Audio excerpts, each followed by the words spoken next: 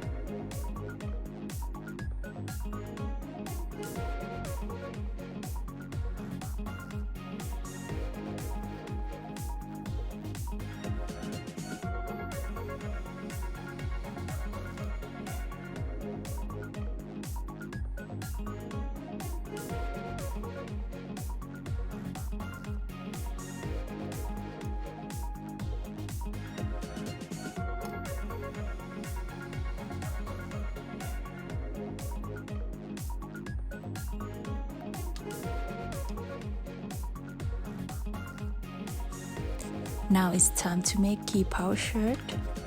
You need red, yellow and black fondant. And for the end we will put the gold dust to make it nice.